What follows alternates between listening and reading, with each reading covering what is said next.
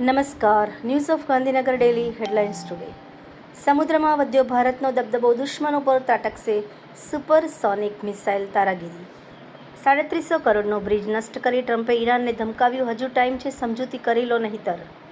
ધાર્મિક સલાહકારે ટ્રમ્પની સરખામણી ઈસુ ખ્રિસ્ત સાથે કરતા વિવાદ.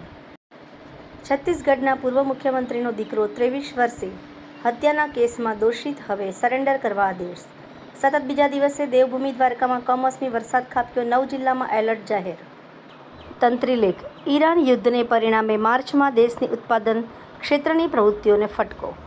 ઈરાક ઉપર ઈરાની શાહિદ ડ્રોનનો પીછો કરતું USF-15 ફાઇટર જેટ જોવા મળ્યું. આપણા મિત્રો સુરક્ષિત હાથમાં છે. ગલ્ફમાં વધતા તણાવ વચ્ચે હોર્મુઝ પર ઈરાને ભારતને ખાતરી આપી. બનાસકાંઠામાં સ્થાનિક સ્વરાજ્ય ચૂંટણીની તૈયારીઓ શરૂ. કલેક્ટર મિહિર પટેલની અધ્યક્ષતામાં નોડલ અધિકારીઓની બેઠક યોજાઈ. પાટણ પાલિકામાં 6 એપ્રિલથી નવા વેરા સ્વીકારશે. ઈ-નગર સોફ્ટવેર અપડેશનને કારણે 5 એપ્રિલ સુધી કામગીરી બંધ. અમદાવાદમાં સરખે ધોળકા રોડ પર વૃદ્ધાનો મૃતદેહ મળતા ચકચાર, પોલીસે તપાસ હાથ ધરી. ભારતને આંખ બતાવનારા દેશો હવે સંકટમાં ફસાયા. ઈંધણ ખૂટી પડતા ભારત સામે હાથ ફેલાવ્યા. એનોજી સાહિત્ય સરિતા ગ્રુપ વિષય દ્રષ્ટિ. એના ઉપર સર્જકોની ખૂબ જ સુંદર વિવિધ સ્વરચિત રચનાઓ. માણસ ઘર સંબંધ દોસ્ત બદલે છતાં પણ પરેશાન રહે છે, કારણ કે તે પોતાના સ્વભાવને નથી બદલતો. Indian coast guard ship Shaurya arrives at Porbandar.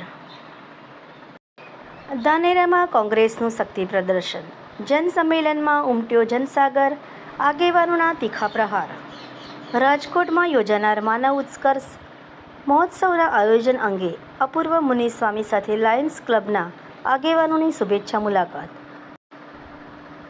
ડભોડામાં Hanuman જન્મોત્સવે ભક્તિનો મહામેળો. 2500 તેલના ડબ્બાથી મહાભિષેક કરાયો.